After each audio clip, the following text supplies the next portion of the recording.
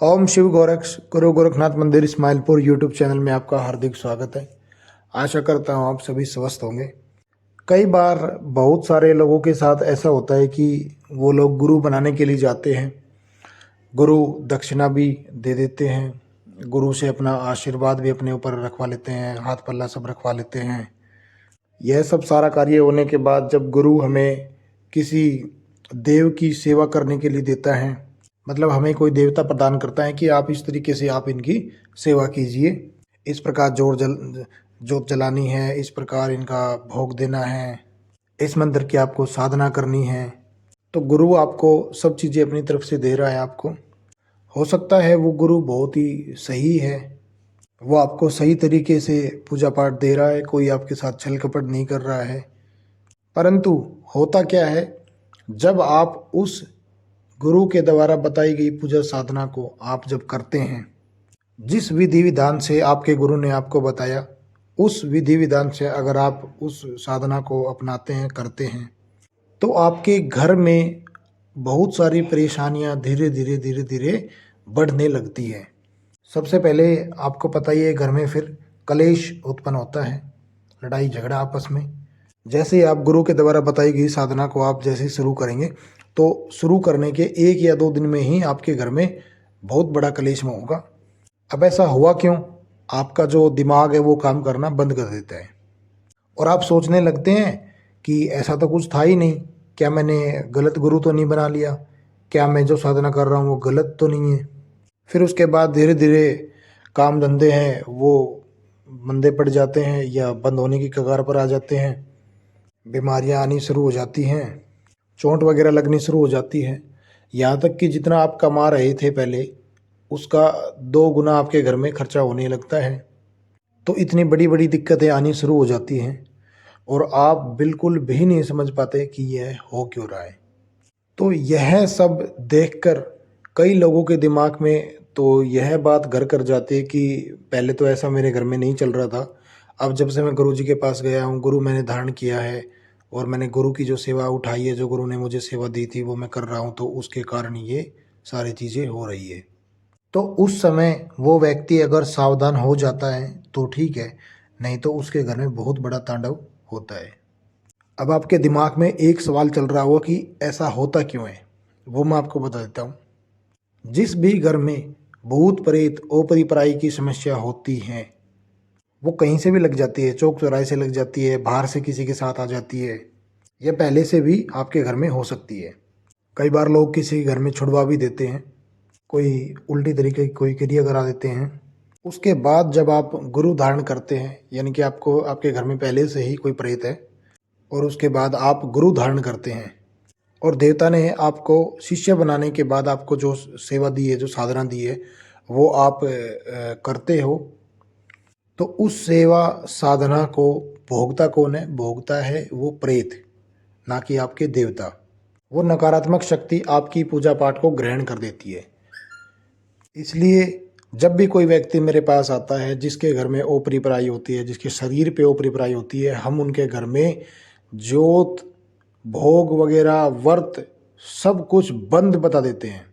जब तक उसका इलाज चलेगा, जब तक उसका इलाज संपूर्ण नहीं करता हूँ मैं, जब तक उसके घर में जोत बत्ती वगैरह, किसी का भोग प्रसाद देना है, वो सब बंद बता दिया जाता है। क्योंकि जितनी पूजा पाठ होगी, जितना भोग दिया जाएगा, उतना ही वो ग्रहण करेगा और ताकतवर बन जाएगा। सेम वही जब कोई गुरु आपको कोई सेवा साधना देते हैं और आपके घर में पहले से ही कोई भूत प्रेत होता है या किसी ने कोई छुड़वाया हुआ होता है, तो उस साधना को, उस गुरु के द्वारा दी हुई सेवा को वह प्रेत ग्रहण कर लेता है। अब आप सोचते हो कि सिर्फ मेरे जो गुरुदेव हैं उन्होंने मेरे को बस एक जोत जलानी दी है। जोत में भी तो घी होता है ना, या फिर तेल होता है, या फिर कोई अगर भोग बताया तो वो भोग हो गया। अब जब आप ये पूजा साधना शुरू करेंगे, तो अगर आपके घर में पहले से कोई नकारात्मक शक्ति है तो वो इसको ग्रहण करेगी, आपके देवता नहीं कर पाएंगे। और जितना ज़्यादा वो सेवा साधना, मंत्र जाप और भोग को ग्रहण करेगा, उतना ही ज़्यादा आपके घर में वो तांडव मचाएगा।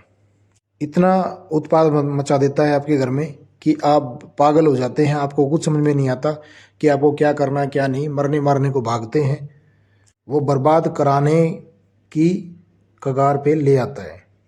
आपको ऐसा सूझता नहीं कि आप करें क्या, परंतु ऐसा हुआ क्यों?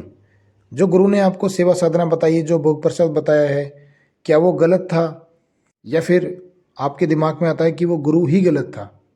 तो मैं आपको एक बात क्लियर कर देता हूँ कि ना तो वो सेवा गलत थी और ना ही गुरु गलत था।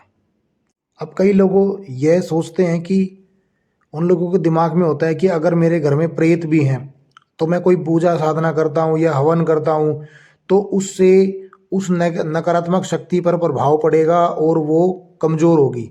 तो ऐसा भाई बिल्कुल भी नहीं है। उस नकारात्मक शक्ति को इन चीज़ों से भोग प्राप्त होता है, शक्ति प्राप्त होती है, ऊर्जा प्राप्त होती है, वो और ज़्यादा ताकतवर बनती जाती है। कभी भी ऐसा नहीं होगा कि अगर आप सोचें कि जितने आप पूजा पाठ करोगे तो जितना आपके घर में अगर कोई भूत प्रेत है वो तो निकल जाएगा, तो ऐसा नहीं होगा। जो आपके घर में देवता है जिसकी आप पूजा पाठ करते हैं, वो सिर्फ आपकी उससे रक्षा कर सकता है, ना ही उसको वो निकाल सकता है और ना ही वो उसको मार लगा सकता है। आपके घर में कोई भी देवता है, आपकी रक्षा का दायित्व जो है वो उनके पास है, परंतु उस प्रेत को हटा नहीं सकते। अब उसको भगाने के लिए या तो आपको किसी चौकी पे जाना होगा, किसी भगत के पास जाना होगा, या फिर आपको खुद भगत बनना होगा, तभी उसमें आपको आराम मिल सकता है। वो चीज़ आपके घर से निकल सकती है, नहीं तो वो नहीं निकल पाएगी। और ये जो चीज़ें हैं उन लोगों के साथ सबसे ज़्यादा होती है जिनके गुरु नहीं है, जिनके सर पे गुरु का हाथ नहीं है, और वो पूजा पाठ करते हैं परंतु तब भी वो दुखी रहते हैं। उनके घर में कलेश उत्पन्न होता है, बवंडर मचता है, नुकसान होते हैं, कर्जे में चले जाते हैं। जितनी ज़्यादा पूजा पाठ करते हैं उतना ज़्यादा दुखी रहते हैं। तो ये उन्हीं लोगों के साथ ज़्यादा होता है जिनके गुरु नहीं होते। जिनके गुरु हो जाते हैं, गुरु का मतलब यही होता है कि वो आपकी शक्ति बताने लगता है, आपके घर में जो ओपरी पराई है उसको वो दूर कर देता है। वो गुरु की शक्ति के माध्यम से ही वो अपने आप दूर हो जाती है। जब आपको गुरु मंत्र दिया जाता है तो गुरु जो गुरु मंत्र से है उसका जब आप सेवा साधना शुरू करते हैं तो उसके बाद आपके घर में अगर कोई नेगेटिव शक्ति की अगर कोई भी जरा सी भी परछाई है तो वो दूर हो जाती है। गुरु आपको हर मोड पर आपको गाइड करने लग जाता है कि किस शक्ति को किस तरीके से चलाना है, किसका भोग कैसे देना है, किसको किस रूप में पूजना है। उग्र और सौम्य रूप होते हैं देवता के, तो उग्र रूप को पूजना है या सौम्य रूप को पूजना है, ये सारी चीज़ें आपको गुरु के माध्यम से ही पता चलती है। मैंने पहले भी एक वीडियो में बताया गया है कि सबसे पहले जब आप जब गुरु धारण करते हैं तो गुरु का आपके घर में काम क्या होता है। गुरु का सबसे पहला जो कार्य होता है वो होता है आपके घर को सफाई करना। आपके घर में कुछ भी है, नेगेटिव शक्ति है चाहे वो पॉजिटिव शक्ति है, कुछ भी है, पहले आपके घर को पहले साफ करेगा, उसके बाद वो आपके देवताओं को मनाएगा। पितरों को देखता है कि वो प्रेत योनि में तो नहीं है, उनका शुद्धिकरण हो रखा है या नहीं हो रखा है, उनको वो स्थान मांग रहे हैं या नहीं मांग रहे हैं, स्थान देना है तो किस तरीके से देना है, क्या करना है। तो ये सारी जो चीज़ें हैं वो गुरु के माध्यम से ही आपको पता चलेगी। आपके कुल के देवी देवताओं को ठीक तरीके से चलाता है, उसके बाद ही गुरु साधना देता है। जब आपके घर को वो एकदम सफ़ेद कागज़ की तरह नहीं कर देता है कि आप उस पर अपनी मेहनत के अनुसार आप कुछ भी लिख सकते हैं, तो जब तक गुरु का यही कार्य होता है।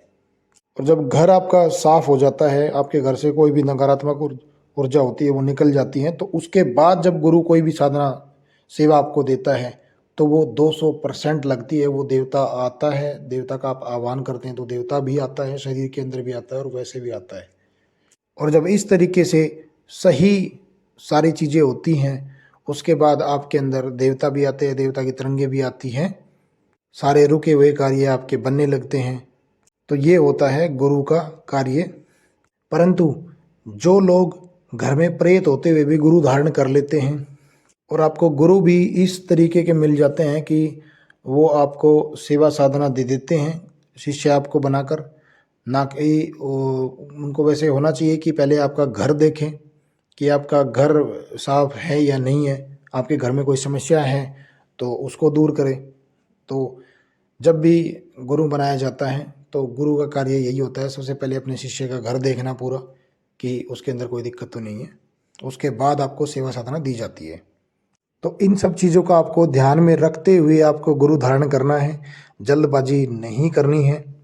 तो मैं आशा करता हूँ आपको बहुत सारी चीज़ें इस वीडियो के माध्यम से क्लियर हो गई होगी। जो लोग बिना गुरु के गद्दी लगाते हैं या फिर पूजा साधनाएं करते हैं, उग्र रूप की साधनाएं करते हैं, किसी भी देवता की हो सकती है वो, और यह अक्सर बहुत सारे लोगों के साथ होता है।